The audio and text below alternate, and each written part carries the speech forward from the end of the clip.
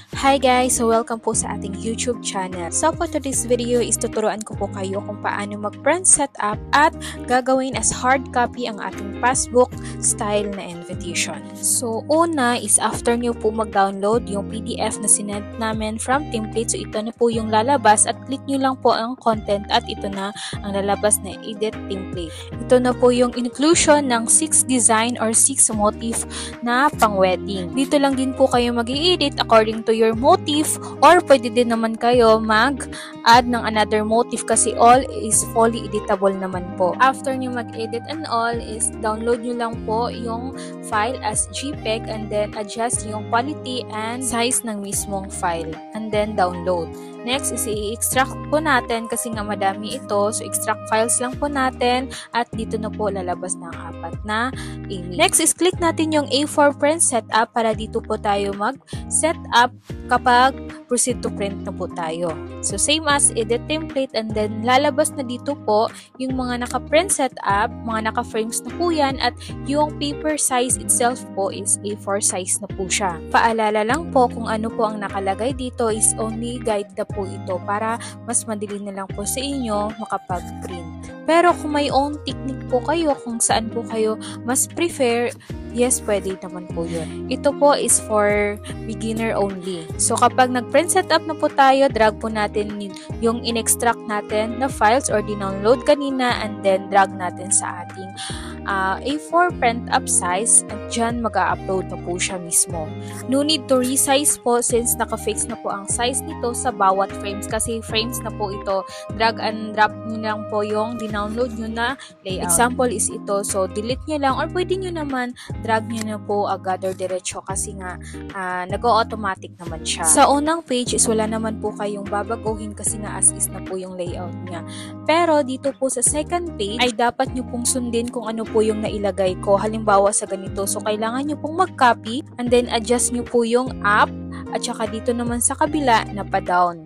Dapat nyo po itong sundin kasi nga naka-format na po ito para mag-match po sa pag-print. Same as din po dito, kailangan nyo din po mag-copy and then sa up and down is kailangan nyo i-adjust at siguraduhin yung walang maikat or walang cut talaga yung mga gilid niya. Kasi nga ang pinaka-importante is readable yung mga details. Then, so ganyan na po yung setup natin sa first and second page for the passbook. At dito naman sa ating cheque is as is na din po yan, naka-frame na po yan.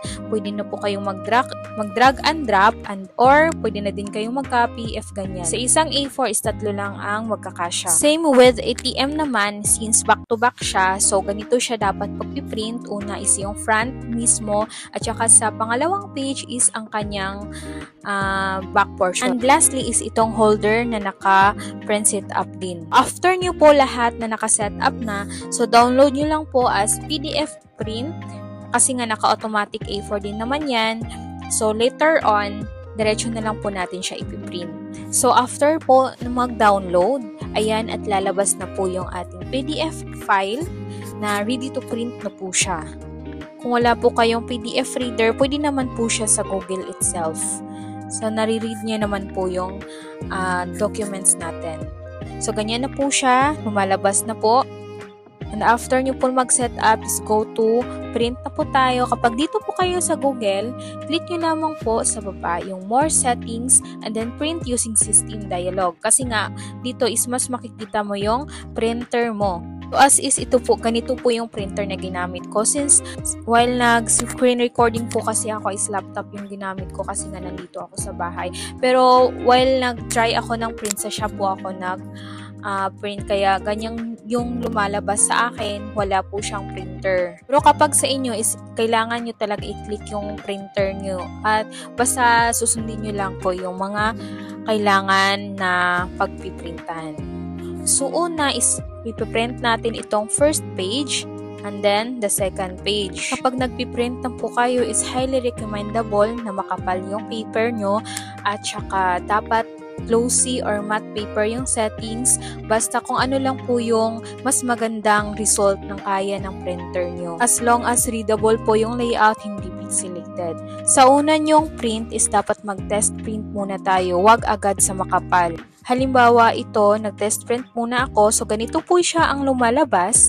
And then kapag back to back is kailangan natin ng flip vertically at ilalagay natin uli sa ating printer. And again, kailangan nyo po muna natin mag-test print bago mag-print sa makapal na paper. And then check nyo ng maigi kung nagpapantay po siya back to back. So ito, nagtatry po ako. So since perfect naman yung pagka back to back niya, so go na po ito.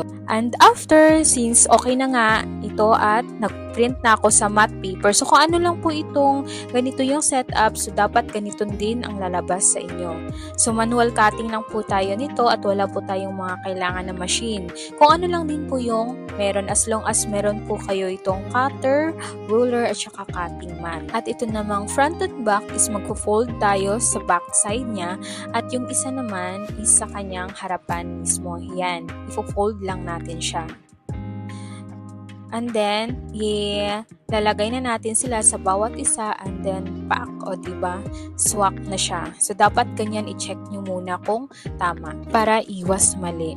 And then, after na natin mag-fold, is syempre, kailangan natin siyang i-staple. So, ganito po yung ginagamit ko, which is rotating stapler kasi nga, mas handy siya, mas madali siyang gamitin. At check nyo kung mabuti kung nagpapantay po talaga siya. So, sa ganitong folding, kailangan natin mag-trim sa gilid.